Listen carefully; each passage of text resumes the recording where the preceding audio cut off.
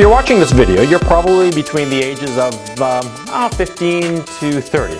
That's what the YouTube analytics say is my target audience. Guys between 15 and 30, actually 34 I think, but it doesn't matter.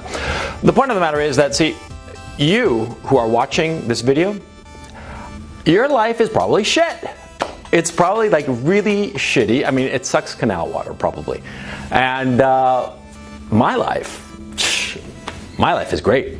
I'm 50 years old, and I'm loving middle age. I mean, I've got it all. I got money that I earned. I've got no problem with women. I can get whatever woman I want. I can travel here, I can travel there. I can do whatever I want, right? Want to buy a car? I can buy one car or two cars or three cars or a motorcycle or whatever the fuck. Whatever toy that I want, I can get. Whatever thing I want to do or try out, I can do so. And your life, on the contrary, pretty much sucks, right? Now, the fact of the matter is, see, I'm laughing at this because my life used to suck as badly as yours. My life, in many ways, probably sucked worse than yours, okay? Because every young man's life sucks, and there's a reason for it, a very good reason. Now, you see, you're 15, okay? You finish puberty, right? And you're finishing high school probably, and then you go to college, and then you start your life. And your life sucks because you don't have anything that society really wants. Now think about it. You don't have any skill. You're developing your skills, right? You don't have any experience because you're too young. You haven't lived long enough. You haven't done anything, right? And you don't have any money, right? Or at least money that you have earned. Now, of course, there are outliers. I don't know. Justin Bieber was a millionaire by 16, but he doesn't count because he's not the majority. The majority of people, the majority of young men, between the ages of 15, 25, 30, their life sucks because they have no skills, they have no experience that anybody would find valuable, and they have no money.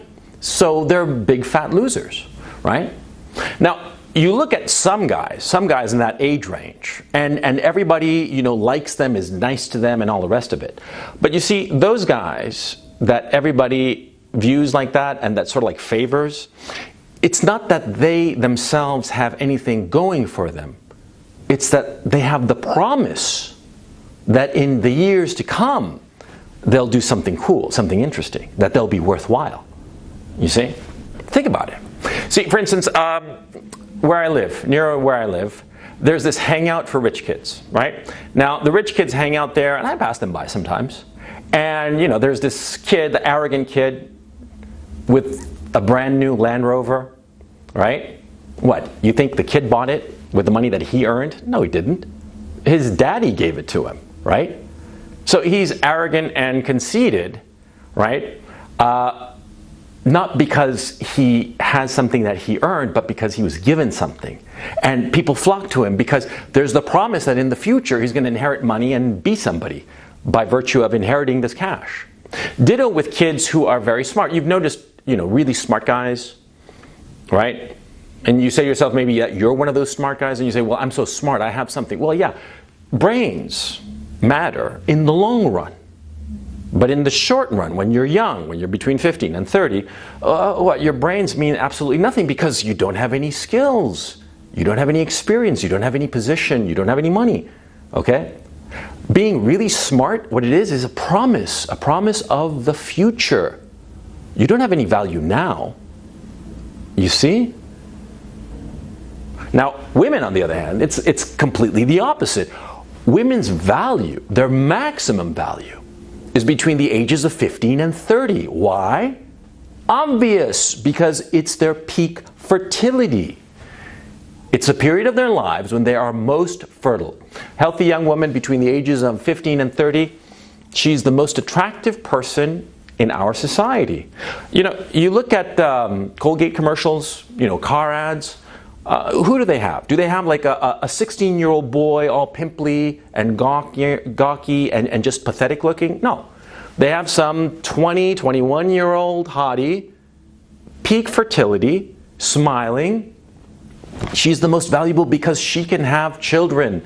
Because at the end of the day, you always have to remember that value comes from society, whether we like it or not. Sometimes it's grossly unfair. Sometimes society values things that are trivial. But the fact of the matter is that no man is an island unto his own. All right? And a man's value is dictated by his society, whether you like it or not, whether you think it's fair or not. And you can say to me that, oh, I'm a lone wolf, I'm not part of a society. Bullshit. Bullshit. You are a part of a society, whether you like it or not. And your value comes from your social worth, whether you like it or not. Money is merely an expression of that social worth. Okay? Never forget that. Now, the point I'm trying to make here is, see, you are least valuable between the ages of 15 and 30 to your society because you're disposable. See? Whereas a woman between the ages of 15 and 30, her peak fertility, she's at her most valuable to society.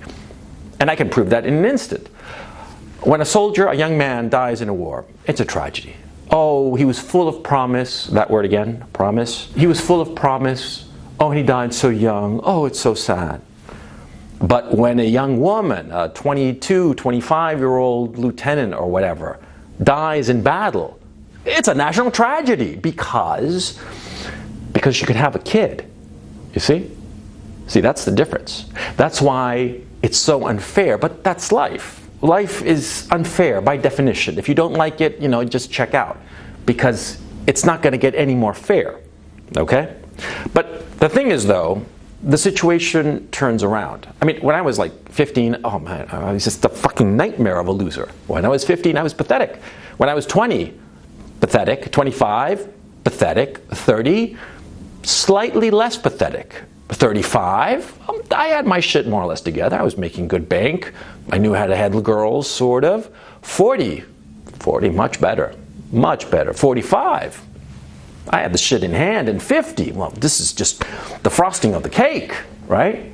That's the point I'm trying to make. You see, as you grow into your life, you will grow into your skills. You will learn skills. And you will gain experience by the use of your skills in whatever you're doing. And naturally, by using your skills and growing into your experience, you'll start to earn money. You'll start to earn social position. Okay? And it's just a natural step. But you have to understand that this time of your life, between the ages of 15 and 30, it's the worst time of your life. It's the worst, the nadir of your life. But the good thing is that, see, it's not going to get worse. It's only going to get better. Think of the tragedy of women. A 21-year-old woman who gets all that attention because she's fertile, because she's attractive. She gets all that attention, all that love and focus and this and that. Are you okay? Do you need this? Do you need that? And she hits 40. She's invisible. Nobody gives a shit about her. Mm-hmm. Then she's 50. She's like a black hole. Nobody wants to be around her.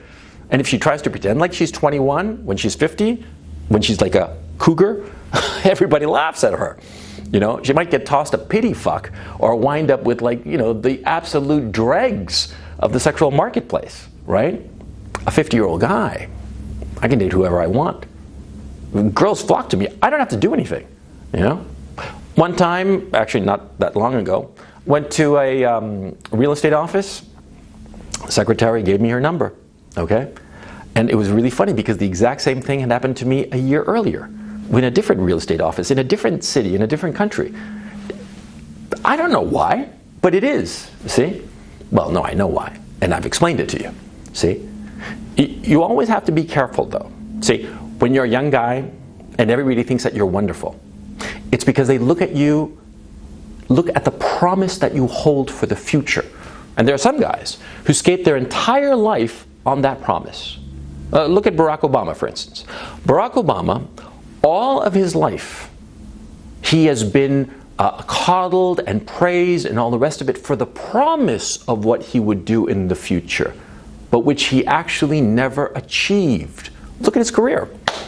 He was, the first black editor of the Harvard Law Review, right? Did he do anything? No. And actually, there are a lot of stories of former Harvard Law School classmates. They talk about the Obamometer or something like that. They would say how he was so careful with his position. He was never like a vanguard of thinking or anything like that. He was always consensus driven and trying to be, you know, as uncontroversial as possible.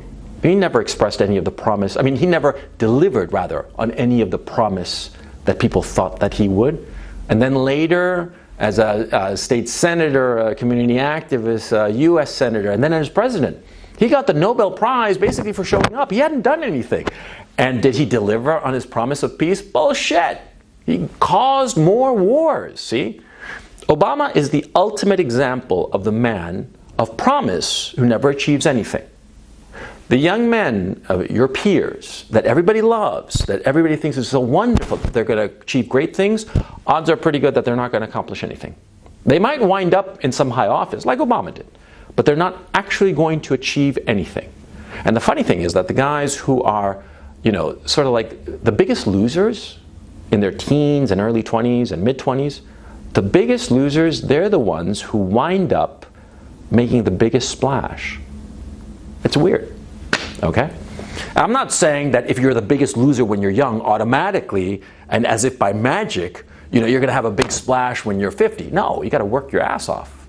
You want anything in life, you have to work your ass off.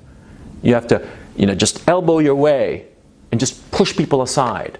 It's unfortunate, but that's life. You know, it's a competition. See? All this, you know, politesse we have and good manners and please and thank you and all that, that's just the disguise. At the end of the day, John Updike said it best, to be alive is to be a killer. Okay? Now, so the point, to return, of why your life sucks now. Okay? Because right now you don't have anything. So what is your goal in life as a young man? Okay? It's to ignore everything except the things that you have right now. Developing your skills, developing who you are, developing your capital, your personal capital, your emotional capital, all the various versions. I'm going to be talking about this in subsequent videos, so don't worry about it. You don't have to take notes yet. The point I'm trying to make is very simple. You see, now when you're young, when you're a loser, when your life is shit, when your life sucks canal water, right now, you know, you're 15, 20, 25, maybe even 30, you have to focus on the things that you can control. The skills that you have, try to maximize your opportunities. Work like a dog, because believe me, by the time you become an old fart like me, you're going to look back very fondly on those times when you were a loser. Not because it was fun, but because the distance traversed has been so great, and you're going to look back fondly at that loserish guy that you used to be and compare him to the man you are now. And that comparison, that distance that you traveled, that is what will make you truly happy.